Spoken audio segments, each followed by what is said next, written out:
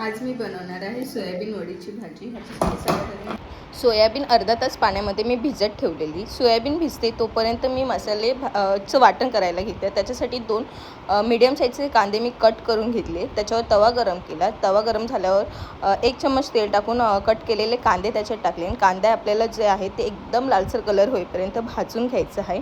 कांदा छान असा लालसर भाजल्यावर छान त्याला खरपूस कलर आल्यावर त्याच्यामध्ये मी 1 मीडियम साईजचा टोमॅटो कट करून घेतलेला तो टाकला। तेही थोडंसं असं भाजून घेतलं। छान दोन्ही गोष्टी व्यवस्थित भाजून झाल्यानंतर ते एका भांड्यामध्ये साईडला काढून ठेवलं।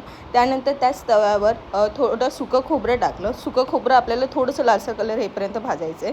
त्याच्यामध्येच 1 चम्मच धने, 1 चम्मच जिरे, अद्रक लसूण टाकलं आणि ह्या सगळ्या गोष्टी व्यवस्थित अशा खरपूस मी भाजून घेतल्या। ह्या मसाल्याला अजून छान टेस्ट येण्यासाठी त्याच्यामध्ये मी धुतलेली कोथिंबीर टाकली, तीही थोडीशी भाजून घेतली। सगळे मसाले थंड होण्यासाठी ठेवले।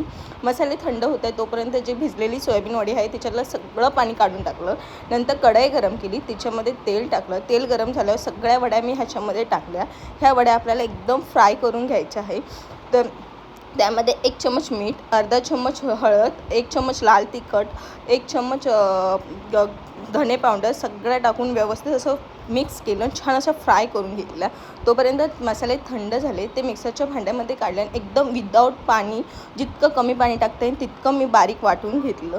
त्या मसाला वाटून झाल्यानंतर पुन्हा कढई गरम केली, तिच्यात तेल टाकलं। सगळं वाटण जे आहे ते त्या तेलामध्ये टाकून छान असं परतून घेतलं।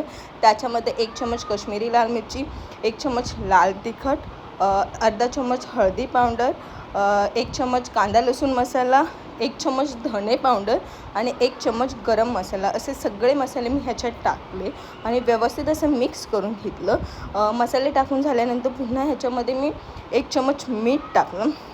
मीठ टाकल्यावर आपल्याला हे मसाला एकदम तेल सुटेपर्यंत परतून घ्यायचं आहे।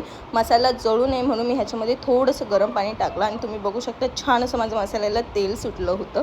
तेल सुटल्यानंतर ज्या वड्या फ्राय करून घेतलेल्या त्या मसाल्यात टाकल्या आणि एकदम असं व्यवस्थित मिक्स केलं। त्यानंतर ह्याच्यामध्ये 1 ते 1.5 ग्लास मी गरम पाणी टाकलं। पाणी टाकून झाल्यानंतर पुन्हा सगळ्या गोष्टी व्यवस्थित अशा मिक्स केल्या।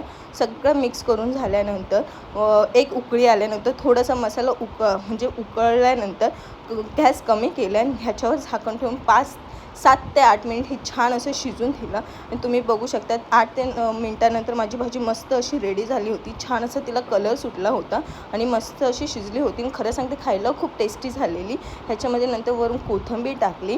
ही भाजी टिफिनसाठी खूप साधी आणि सोपी रेसिपी आहे, झटपट होते आणि खरं सांगते चवीला सुद्धा खूप छान लागते। तुम्ही एकदा नक्की ट्राय करा। जर व्हिडिओ आवडला असेल तर लाईक करा आणि चॅनलला सबस्क्राईब करा।